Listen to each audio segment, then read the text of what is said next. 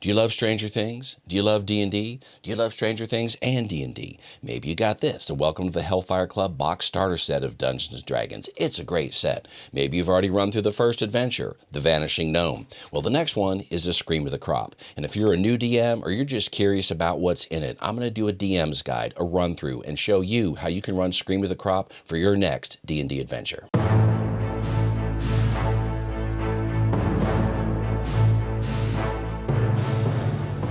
I'm Chris. Welcome to The Art of Character, a Dungeons & Dragons podcast where we cover all things D&D. Let's roll. So welcome back, Stranger Things fans, or welcome to the Hellfire Club fans. It's such a great starter set, great for new DMs or new players alike. Now in this episode, we're going to do this. Going to do a DM's guide and overview of the second level adventure, the second adventure in the series of 4 in this boxed starter set. So let's get into it. So what about that last episode of Stranger Things? The kids are playing D&D essentially to wrap up the entire story arc of Stranger Things, just like Stranger Things started off in season 1, episode 1, where the kids were playing D&D down in the basement. And what they were playing was against Strahd. So Strahd is this legendary vampire in D&D, and what they were playing probably was this module, which is Ravenloft. This is the first edition Advanced Dungeons & Dragons, kind of first introduction of Strahd the vampire. And anyway, if you're playing in this campaign, there might be a few spoilers here, so you may want to skip ahead. But this is what they were probably playing, and this is my copy from way back in the early 80s. I think this was released in 1983. Now, the 5th edition version is called this, Curse of Strahd. You may have heard of this. It's a fantastic, really a legendary adventure, a complete, great, just highly rated adventure for Dungeons & Dragons, tons of role-playing, tons of story, tons of very creative elements, a great overall adventure. Anyway, you can check this out after you finish playing through Welcome to the Hellfire Club. And so the party's about to get stomped by Strahd. Strahd is this legendary, amazingly powerful vampire, very difficult to kill, and Strahd's about to wipe them out. They summon this mage of St. Markovia who comes in, helps the party wipe out Strahd, and that's the kind of the end of the D&D story. And they ask Mike, the storyteller, to help tell the rest of their stories. And what an amazing arc, right? He kind of goes through with kind of their strengths, and here's what you might be, and here's what you might be. Just an amazing moment of story there at the table, not only for this season, but a cool thing there at the D&D table. And then you see them starting to pack up the game. And it's really just symbolic because the kids are moving off from high school. They're graduated just that day. They're going off to college or their various adventures, and you see each of them come and put their binders of their characters up on the shelf, and very symbolic of what happens in a lot of D&D. So a lot of us start playing D&D in middle school or in high school, especially back in the 80s. It was pretty common when these kids were playing. And then maybe when you went off from high school, your original party was going to be splitting up. So it's just symbolic. They're putting their folders, their binders up, and they're just kind of saying goodbye to this chapter, to this point in their lives, saying goodbye to these characters. And it doesn't mean they'll never play D&D again. It doesn't mean they'll never join another party. If I were to wager a guess, I would say later on in their life, they'll probably play D&D again, whether it's in college or as they become adults. And I would even venture a guess to say that as they come back from college for different breaks, or they come back to visit their families for various holidays, they'll probably get together and play some more games of D&D. At least that's my guess, and that's what I'd like to believe. And then right there at the end, Mike's heading up the stairs, taking a look down at the basement, taking a look at their campaign set up in the table, and the younger generation is coming down the stairs. They're passing the torch, and they can't wait to play. And what I love about the newer generation is it's a real mix. I think there are either 2 or 3 young ladies and 2 young men that are coming together to play there at the table, and just what a phenomenal experience. They're just getting into the rules, I would guess, just starting to learn about it, just starting to figure it out, and they're about to launch out on this amazing, fantastic adventure. You can imagine, just like the other kids from Stranger Things did that just graduated from high school. So anyway, what an amazing experience, and I just wanted to take a moment to kind of recognize that because I had so much fun watching that through and just kind of feeling all the feelings and the emotion as they were closing up this campaign in this chapter of their lives. I have a quick ask of you if you have just a couple of moments. So if you haven't subscribed already, consider doing so. It's easy to do. Just click below. It will help our channel out more than anything else at this point. And then also we have Patreon, a free Patreon, and I'm suggesting that you go over there and subscribe on Patreon. What will happen is you'll get much better notifications on our free Patreon than you will on YouTube. Even on YouTube, with notifications turned on and subscribed, you won't get notified of all of our videos. On Patreon, you get much better notifications. Then also, for just a few dollars more on Patreon, you can get early access to our videos. You can also get access to our ad-free Patreon channel. So anyway, on to our video. Let's get into it. Scream of the Crop. All right, here we are, Scream of the Crop, a second level adventure. This should be the second one you do, or if you're doing it first, you should be using the first level characters. There's a map of Grey Hawkins. We'll talk about that in just a moment. And there are 4 key plot points. Willard Sr., a local farmer, hires the characters to find his missing granddaughter, Riley June, and investigate a string of unusual events around his farm. Plot point number 2, during their search, the characters stumble across a network of tunnels beneath the Willard family farm. So if you haven't figured it out already, this is essentially a throwback to the second season of Stranger Things, where they have the tunnels with all the vines and the plants and the rotting crops in the field. Anyway, this is a throwback to that. The characters follow the tunnels to the source of the trouble, a Gulthias tree, a wicked sapling spawned from the stake of a slain vampire. Along the way, the characters confront subterranean monsters and living plants corrupted by the Gulthias tree. And the characters find Riley June. Plot point number 4, destroy the Gulthias tree and the demonic hounds that guard it. All right. So those are the 4 main plot points. I'm going to go over all of those and then give you a run through of the entire adventure with some modifications to show you how you can make it a little bit easier to run as a new DM. All right, so here's DM prep. The first thing you should do if you haven't done so already is read through the play guide and learn the rules. Or you can go through the free version of the rules on D&D Beyond online. Or click below. I've got a video walking you through the basics of the newest version of the 2024 5e rules for Dungeons & Dragons. So take a look at that, learn the rules, and then come back and do your DM prep if you haven't done so already. So the first thing you want to do is read through the entire adventure booklet. Take about 1 to 2 hours for total prep beyond learning the rules. The adventure background, we'll cover that in just a moment. There is this, the missing persons poster handout, this guy right here. And then the farm tunnels map, I'll cover that on D&D Beyond. And then there are all of these monsters right here. So let's take a look. The Onkeg, these are just the basic stats, but I'm going to click through to each of these to show you a little bit more. Here's a card from the box set for the Onkeg with a stat block on the back. Or if you go D&D Beyond, you click here. What is an Onkeg? It's essentially like an insect monster thing that lives underground. Armor class 14, hit points 45. It can burrow. Here are its basic stats for saving throws, for example. It has dark vision and tremor sense, which is pretty interesting. A creature with tremor sense can pinpoint the location of other creatures moving within a specific range, providing the creature, etc., etc. Basically, even though they can't see something, they can basically sense the vibrations and figure out where things are. Pretty cool. Then we have the traits. It's a tunneler. The Onkeg can burrow through solid rock at half its burrow speed, leaves a 10-foot diameter tunnel in its wake, so it builds these tunnels down here. So its actions, it either does a melee attack or this acid spray. So the melee attack is a bite, so it's +5 to hit, reach 5 feet. It does this damage. It also does some acid damage, and then if the creature is large or smaller, it is grappled, so it can hold on to it with its bite. And you have to roll a DC 13 check to escape that grappled condition. They also have this acid spray as one of their attacks. It's a recharge on 6, which means you roll a 6-sided dice. If you roll a 6, then it is recharged and they can use it again. So if you don't roll a 6, it can maybe just use it once during the entire combat. Anyway, there are some rules for how you would do that there. So the Onkeg is a pretty powerful monster for level 2 characters, can be a bit of a tough fight. Then we have a commoner. Commoner is just the average humanoid, or average human even. They can have a club if you want. They really have very little training whatsoever, but they can have this club with the +2 and do 2 on a hit. Very little damage, very few hit points, very easy to kill. Basically just a common citizen that is not nearly as powerful or strong as an adventurer. Then the Demo Dogs. Here's the card for the Demo Dogs with the stat block on the back. Here are the Demo Dogs. They're a small fiend, a demon-related character, armor class 14, initiative +2, 27 hit points. So if you have a group of them, pretty tough. They are stealthy, resistance to cold and lightning. They are immune to poison or being poisoned. They have blind sight. Then you come over here, pack tactics. So they have advantage on all attacks if they are within 5 feet of an ally. So pretty cool right there. They're working together. They can kind of stay close to each other, and when they do that, they all get advantage on the attacks. They work together essentially and distract the characters or whoever they're fighting against. Their attack is a bite. It's +5 to hit. Then piercing damage. If they are hit, they also are knocked prone. So they take 8 on a hit, and then they are knocked prone. Then we have Needle Blights. Here's the card, the stat block right there. We'll show it to you online. Needle Blights, they are a plant-like creature, so armor class 12, 16 hit points, speed of 30. Here are their saving throws and abilities. They have Blind Sight, so Blind Sight's a great ability, usually for monsters. You can see within a specific range without relying on physical sight, and there's some other rules for that. Then their actions, they can either do a claw or a needle attack. Claw is a melee attack, needles is a ranged attack. Both do approximately the same to hit and same damage. Actually, it's the same damage, same to hit, but you can choose if they're within melee range, they're going to want want to use their claw if they're a little bit further away. They basically are shooting needles out. Blights are malicious plants that sprout from deep-rooted evil. Their gnarled forms twist with fearsome features. All right, and then we have Riley June. She's an NPC, essentially. There's the card, there's her stat block, and she's going to be friendly to the characters. Here's Riley June, armor class 12, hit points 13, so she can help, but she's not super strong, that's for sure.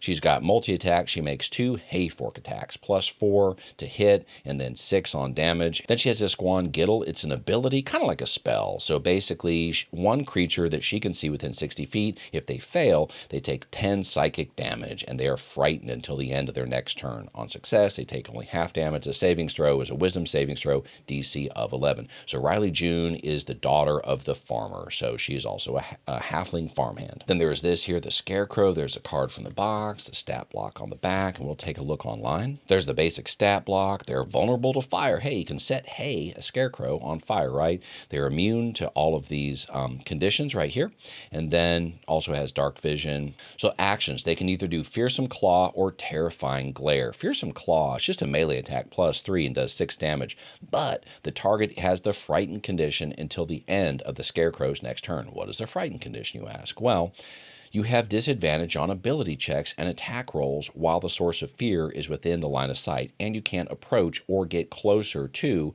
this Scarecrow. So if you're already right up next to it, I guess you can still attack it when you're frightened. You can't move closer, and you have disadvantage on all of your attacks. So being frightened is, kind of a bad thing to happen in combat.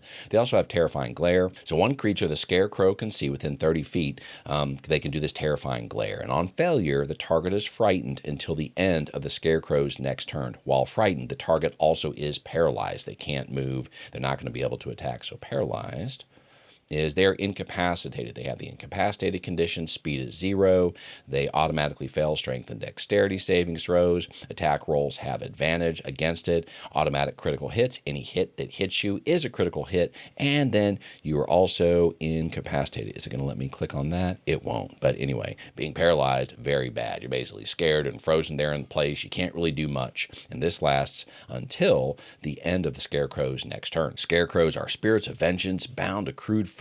Scarecrows arise from folk magic. So scarecrows are constructs, and constructs in D&D are essentially created by different objects. Like a construct in this case, it's a scarecrow. You get it right. It's basically a humanoid created with this straw, with these bundles of straw, and it's almost created from pure hate. I guess that's what drives it essentially. It's an evil monster, but it's a construct. All right, the next one here is the Vine Blight Tangler. Here's the card, and there's a stat block there in the back. We'll take a look online. Vine Blight Tangler, there's a stat block, stealth plus 1. We've got Constricting Vine, so a melee attack plus 4 to reach. It hits, it does 1d10 plus 2. It doesn't really say the average damage right there, but anyway, you could roll that pretty easily. And then you can also grapple with this vine attack. So it's a Constricting Vine, and then they're grappled, and they have a DC 12 escape from that.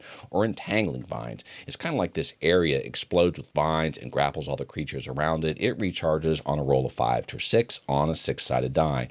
So these are plants sprouted from pure evil. Blights are malicious plants that sprout from deep-rooted evil. Finally, here's the Violet Fungi. There's the card, and there's a stat block there. Here's a stat block. All right, so a Violet Fungi is a plant, medium plant, unaligned, slow but mobile. Violet fungi rot any flesh they touch with their lashing tendrils. So they're not really evil, but they definitely can do some damage. They have a few hit points, 18, so not completely weak, but they have blind sight. What else? They are immune to these conditions right here. They have multi-attack. They make 2 rotting touch attacks, plus 2, reach 10 feet. Hit only does 4 damage, and it's necrotic damage. It's essentially rotting your flesh. Ah! All right, then we have 4 magic items. If you have the box set, you want to go ahead and pull these cards in advance and have them ready. We've got a plus 1 dart right here. It gives you the stats on the back. Then what else do we have? The Periaptive Health, the Poison-Soaked Kukri, a dagger essentially, and the Potion of Acid Resistance. We'll take a look at those online. Plus 1 dart. What is that? Something you throw. It's just like a dart, a little bit bigger than a normal dart you might use when you're playing darts, in a billiards hall or something like that. And it goes over what that weapon can do. Periaptive Health. While wearing this pendant, you take a magic action and you can regain 2d4 plus 2 hit points. Once used, you can't reuse it until the next on. In addition, you have advantage on saving throws to avoid or end the poison condition. Poison-Soaked Kukri. So this is essentially a dagger. It's magical magical, though. You take a bonus action, it magically coats the dagger with poison. The poison remains for 1 minute. It goes away as soon as you hit something with an attack. They have a DC 13 Constitution savings throw, and they take this extra poison damage and have the poison condition for 1 minute. You can't use it again this way until the next dawn, so you can only use it once, essentially. Then you have a potion of acid resistance. When you drink this potion, you gain resistance, or half damage to acid damage for 1 hour. It's got this section here on player assistance. You can have one of the players be a monster wrangler, essentially run the monsters in combat. I don't know. I wouldn't necessarily do that. I would learn how to use the monsters, learn how to run the rules. Personally, I would do that. I wouldn't have players running the monsters. I think it would be too confusing, especially for a new DM and new players. You could try it out, though, especially if you were a brand new DM, completely overwhelmed by things. You could have players running the monsters. Although, again, I think that might just be a bit confusing. I wouldn't do it personally. And then there's also this idea to have a rules consultant. I actually suggest something a little bit different. What I would do is do a read through of the rules and talk about the rules with the entire group. If you're a new DM and the players are new, I would have them read through the rules, ask if they have any questions. I would go through some of the key rules together. I think the best idea really is if you have this one rule book, is everybody sit down and kind of go through the rules and read it together out loud, talk about each of the rules, see if you can kind of figure it out and understand things. You can also look up additional rules on D&D Beyond. There's also another version of free rules on D&D Beyond. So another suggestion is, since you've only got one physical copy of the rules, if you're going to play with a group, send them the link to the free version of the rules on D&D Beyond. Have them take the time to read through this before you get together and play. And then go over some of the key points of the rules, some things you want to point out, or ask if they have any questions before you play. I think that's probably a bit better than having a player be a rules consultant. You as a DM need to learn the rules well enough, or at least know where to look up a rule, or at least know what it's referencing, or at least know how to figure that out if something comes up and you don't really know what's going on or what it's saying in the adventure. It's referencing something you've never heard of before. The internet is your friend. Also go on D&D Beyond. You can always just Google something and say, hey, what is this in D&D? You can usually get a pretty good example. And the main source, D&D Beyond, if that's one of the top choices, I would look at that first in my search results. It's going to be the official interpretation or the official version of that rule. All right, the adventure background. Essentially, there was this vampire back in the day, Gunthar the Gluttonous, and he had these 3 hounds, and they were terrorizing the local populace till they snuck down into his crypt and killed him and staked him with a wooden stake through his heart. Now, this wooden stake, at some point later, sprouted into this evil Gulthias tree. And a Gulthias tree is purely malignant and evil, and it can sprout all sorts of other kinds of evil from it. Now, it's been contained down in the tomb up until now, but what happened recently is an oncag. This is this burrowing kind of insect monster thing, was burrowing down under this farm, came across this crypt, and when it did so, it essentially released the evil that was from this vampire that was essentially put into this Gulthias tree that sprouted from this wooden stake through the heart,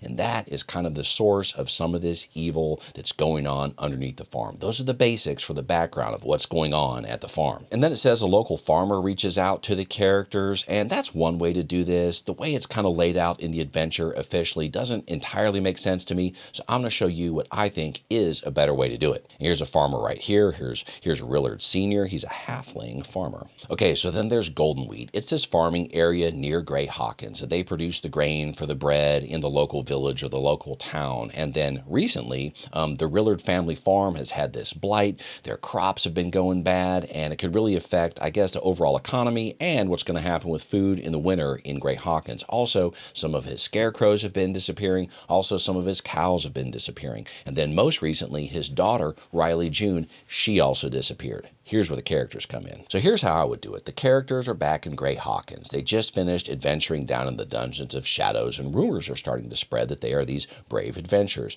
So Rillard comes to town, finds out about this, and Rillard's probably going to say something to them like this. Well met, brave adventurers. I've heard rumors of your escapades down in the Dungeon of Shadows. I'd like to talk to you about some potential work at my farm. And then you basically get into it from there. And the story that he's got to tell them is that a couple of things. And I would just essentially launch right into it, especially as a new DM. And you can roleplay this however you want. You can give Rillard a voice, any kind of voice you want, really. Just have fun with it. You don't have to do a voice if you don't want to. And you can do kind of as much conversation or lead in as you want. Or you could just get right to it.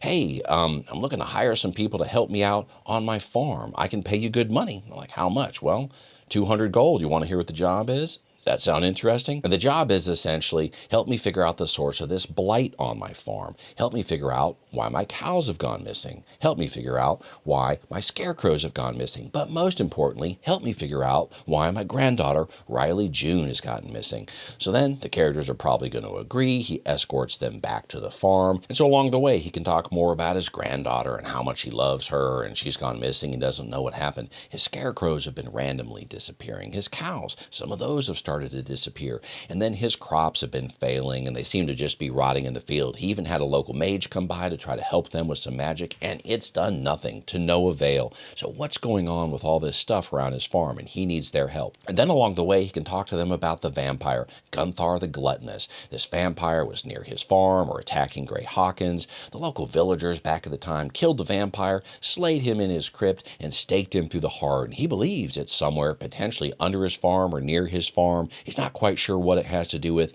but maybe it has to do with some of the things that are going on. He has a suspicion.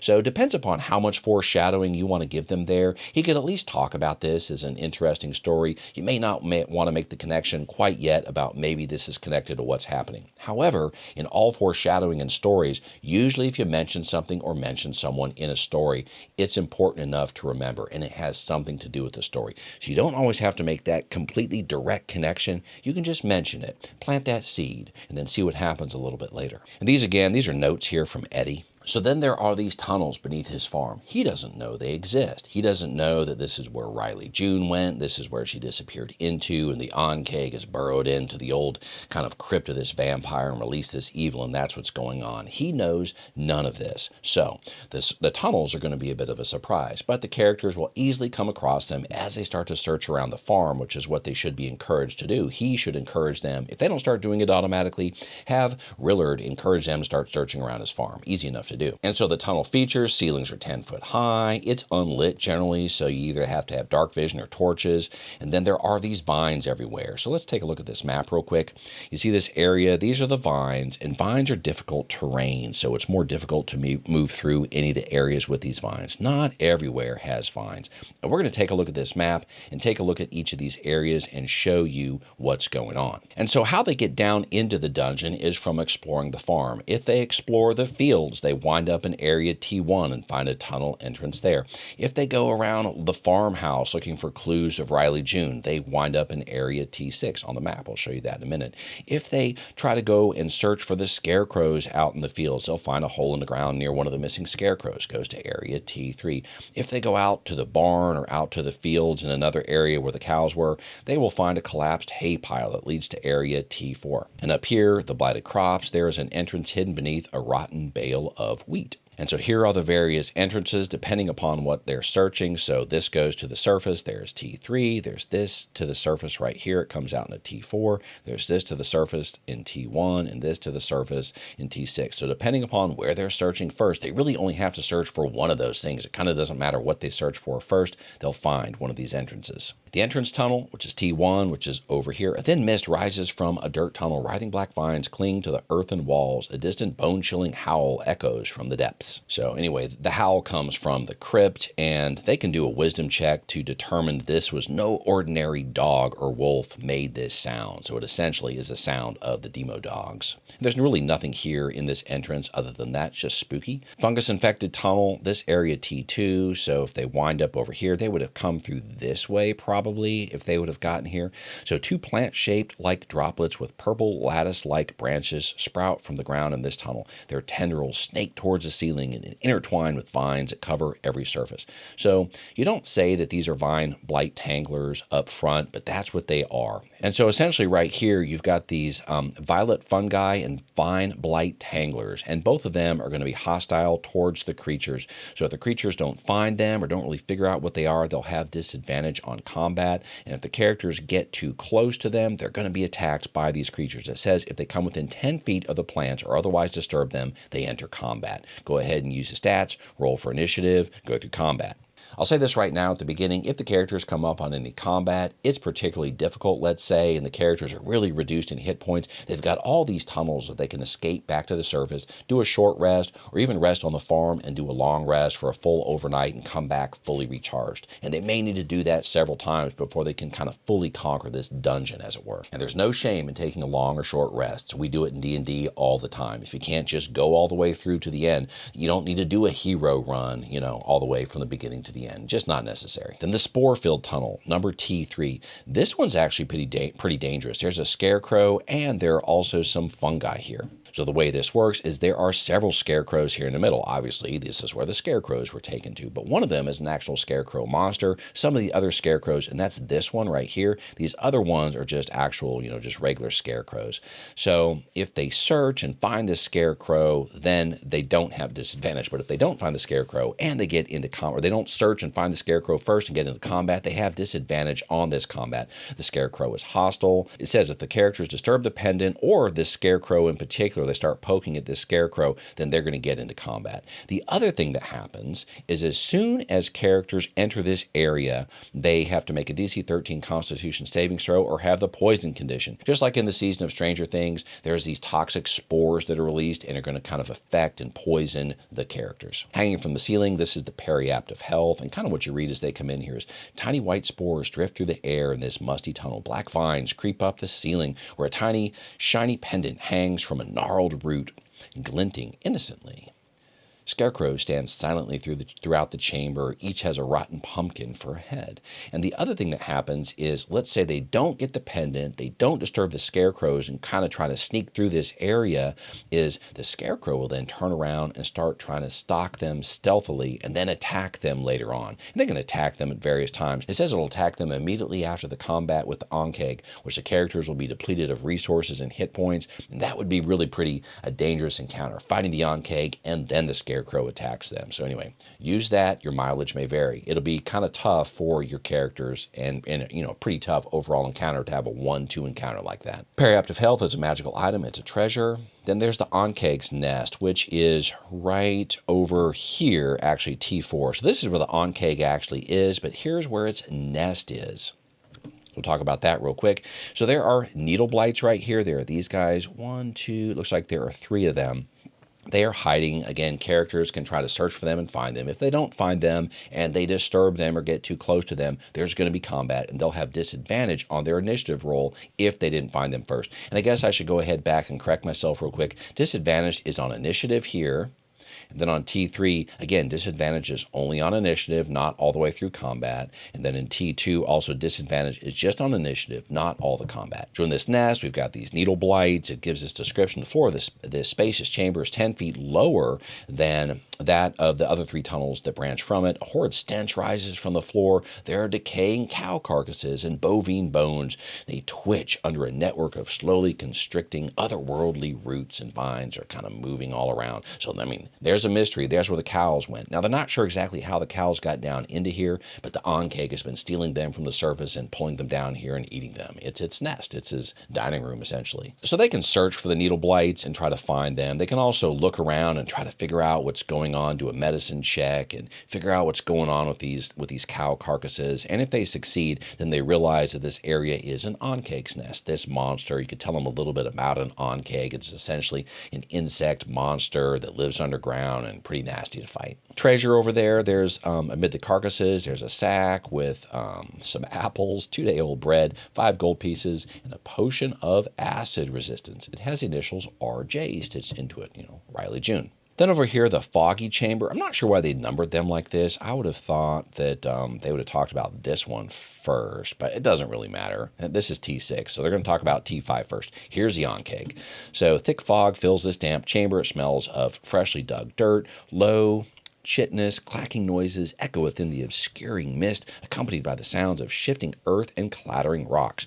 Don't say where the Onkeg is. The Onkeg doesn't need to see them, but it knows where they are due to tremor sense, so it can see through the fog. The Onkeg has been digging all of these things, and the Onkeg is going to be hostile to them. As soon as it detects them, it's going to try to attack them. What I would actually have it do is try to stealthily sneak through the fog a little bit and initiate combat that way, jumping them kind of out of the fog.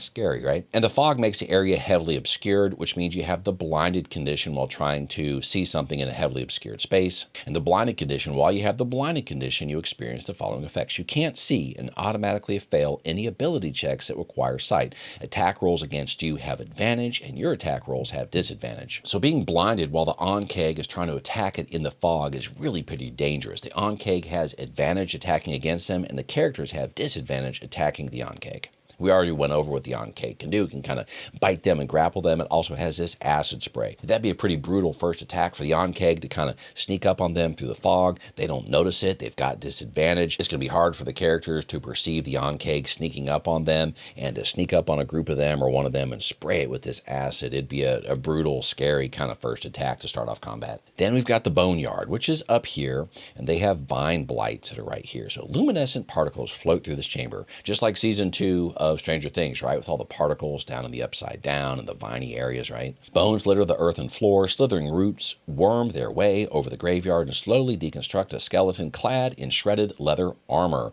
The particles gather around the dead warrior, twinkling as an echoing, disembodied voice calls to you. Who goes there? Are you adventurers?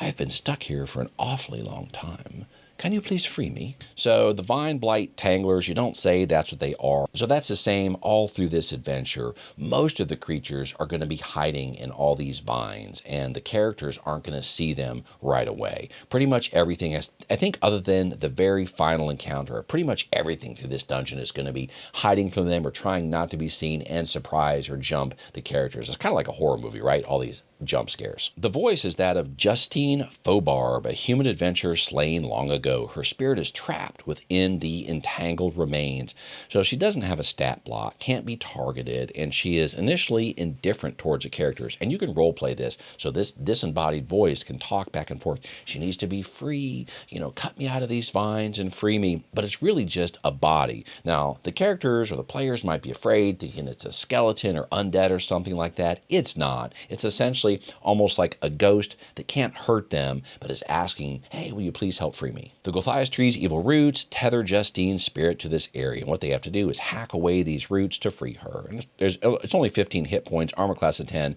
Pretty easy to do, but it's immune to bludgeoning, piercing, and psychic damage, so they got to slash it with swords or axes or something like that. If they do free him, you can read this text right here. The roots squeal and writhe in pain. Look out, cries a disembodied voice. The vines along the tunnel walls begin to peel away and curl into two bipedal figures that rush towards them. So these are the vine blight tanglers. Some great art right here. So they come in, they free this spirit. The spirit can't help them, but it also can't hurt them. Please free me. You hack it away, and all of a sudden the vines come alive and attack them, essentially. So then Justine knows these things that she can talk to the characters about. So there's the on-keg, this big bug. It spits acid. It roams the tunnels. Then there's also the demo dogs. It can give them information about that, about the vampire Gunthar. It had 3 bloodthirsty hounds, and these demo dogs roam around. It looks like they've returned. It can talk about the Gulthias tree. Now, this is really a lot of lore. This is a big lore drop that kind of unlocks a lot of keys to this adventure. It can tell them all about the Gulthias tree. It can also tell them about the legend of this vampire and talk about that a little bit. So you don't have to reveal all of these kind of secrets right away, but I would reveal some of them. I think one of the main things that I would reveal is a bit about this Gulthias tree, because you can't quite necessarily put all the pieces to the puzzle together. Rillard the farmer, he doesn't know exactly about the Gulthias tree, and you haven't really told them about this up until this point, most likely. And so this would be a place to reveal this portion, this piece, kind of a key to maybe what's going on right here. Give them a hint about what they need to do later on. Or you could tell them all these things if you want to make it just a little bit easier for them. They'll know a little bit more about what to expect and prepare. And if the characters don't try to talk to the spirit, you could have the spirit try to talk to them after combat. Thank you so much for helping me. You're such brave adventurers. I really appreciate you freeing my spirit. Finally, this place is so evil and horrid. Have you heard about the Gulthias tree, or whatever it may be? Do you know what an on-keg is? It's a terrible creature that lives down here. Whatever you want to tell them about, you just kind of lead them in and start talking to them, and then let the characters kind of role play. Don't just give a lore dump. Don't just give a speech. Role play that back and forth. All right, T7 over here, this is this vine-covered tunnel. There are vine blight tanglers and 2 needle blights. So you don't reveal them. Again, they have to kind of search for them. And if they search, they can find these things, and then they're not going to have disadvantage on their initiative roll.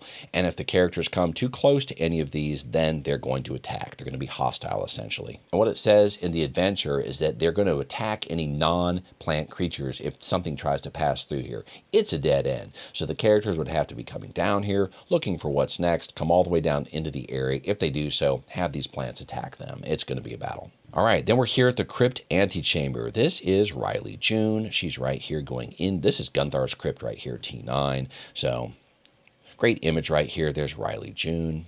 You stand before the entrance to a buried crypt. Thick vines cover its crumbling stone doors, and gnarled black roots weave across the chamber floor. Near the doors, the vines wrap around a halfling farmhand. She's out cold. Initially, the doors to the crypt were sealed by the adventurers who defeated him, but the Onkeg has broken the doors open, and that's what all this kind of evil plant life and is going on down here. So this is Riley June. She's going to break free. You have to make a DC 15 athletics check to free her from the vines, and there are various ways to do that. She's friendly towards them. She talks about she heard digging sounds down in the basement. She talks about that there was this really unusual tree in the other room. She's not sure what it is. And you have my pitchfork. She's going to volunteer to join into combat. But, you know, kind of the whole point of this is to free Riley June. The characters, the players, can do whatever they want. They can go with Riley June into this final combat, or they could escort Riley June out and then come back in and kind of do this final combat on their own. The risk, if they fight with Riley June, is Riley June could die. So anyway, Rillard isn't going to be entirely happy if his granddaughter gets killed. That's kind of, that's kind of the upshot. That's kind of the twist here. But the characters can play this any way they want. They can fight with her, they can bring her with her, keep her in the back and protect her, or they can take her up to the surface and then come back and then go into combat. So in the crypt, a black-barked tree looms crooked over this eerie crypt. The tree's gnarled branches press against the 15-foot-high ceiling, and its twisted trunk rises from the splintered lid of a closed coffin encaged in knotted roots. Squirming vines wriggle along the crypt's walls. 3 hideous dogs with eyeless faces growl and pace as they come into the room. This is Gunthar the Gluttonous' tomb, and the tree is the Golthias tree. Bum, bum, bum. These are the Demo Dogs. The Demo Dogs are, basically the Stranger Things creatures that the kids fight in the series, right? The Demo Dogs are hostile towards all non-plant creatures and defend their master's remains. Golthias tree is a huge object, armor class 15, 50 hit points, immune to necrotic poison, psychic damage, vulnerable to fire. Once it's reduced to 0 hit points, read or paraphrase the following. The tree screeches as it withers and dies. Silence falls over the crypt, but the tree remains defiantly in place, its roots anchored deep into the earth. So they have to defeat the Demo Dogs who are going to try to defend the tree. They have to kill the tree, essentially, and then what they have to do is rip the tree out of the ground to destroy its roots. So there are a couple ways that they can do that. And unless a Golthias tree is uprooted, it basically regrows and starts resprouting this evil once again. So they need to destroy the roots to completely kind of defeat this creature, this Golthias tree down here in the dungeon. So it says you can use an Arcana check. I would even have them do like a nature check or something like that. I would give them every possible means to figure out that they need to destroy the roots of this thing. And if they don't figure it out, maybe Riley June could suggest it if she's down there. You could have another character roll an Arcana check or another character roll a nature check. This is a case where I'd give them several different roles and encourage several different players to check this thing out and figure out what's going on, because it's kind of key to the ending of the adventure. It gives you rules on uprooting it. If you do so, all remaining needle blights and vine blight tanglers within the tunnels die. And there's treasure down here, +1 dart. There's an amulet, a blue silk handkerchief, and a pouch with 50 gold pieces. It says the adventurers refused to take these from this vampire's crypt because they feared they were cursed, but they're not, and the characters are more than welcome to have them. And so then there's the conclusion. So if they're coming back at the final conclusion, they've already defeated the Golthias tree, and they've got Riley June, and she's alive. That's the best possible conclusion. He's going to give them the 200 gold. He's going to sing their praises and be so happy about that. Now, if they bring back Riley June, the characters know they need to go back, or they should know they need to go back, defeat the Demo Dogs, and kind of chop down, destroy this tree, destroy its roots. So they're going to need to go back down. But the farmer's going to give them their reward. Now, you could do this one of 2 different ways. Maybe you split the reward. He says, says, well, have you defeated all the evil? And the characters aren't sure. Maybe he gives them 100 now and 100 later or something like that. All kinds of ways you can run this. Not really one set way to do it. Now, the other thing, though, is if the characters defeat the Gulthias tree, clear out the dungeon, come back and give him all this information, but the unfortunate news that Riley June has died, he's going to be sad. I mean, his granddaughter just died, and they're bringing back the body to this guy, Rillard. He's going to give him the gold, but he's not entirely happy about it. So several different endings you can have. It really depends upon the actions that the characters or the players take. And so then he's going to invite them in for a meal, kind of this warm, happy ending. Hopefully Riley June's still alive. They've defeated everyone in a good, nice, happy ending. It might not end that way. If Riley June is slain, then he's not going to invite them in for a meal. He will pay them and kind of send them on their way. So anyway, again, it can go a couple of different ways. All right, there you are at the end of the second level adventure, Scream of the Crop. So if the characters or players have made it through to the end, they advance to the third level. And the third level adventure in this box, if they're going to continue on, is this, The Ballad of the Rat King. Tune in to a future episode of The Art of Character, and I'll do a walkthrough of this. So congratulations, you've made it through, continued on. I hope it was an amazing adventure for you. We hope all of your adventures are amazing. We hope you continue playing D&D, and we hope we've given you a few ideas in this video about how you can run Scream of the Crop for your next D&D adventure. See you soon. Thank you so much for joining us on this episode of The Art of Character. If you've made it this far, consider liking, commenting, or subscribing, or click below and join our Patreon or our Discord. You can also click below and get something from our merch store. Until next time.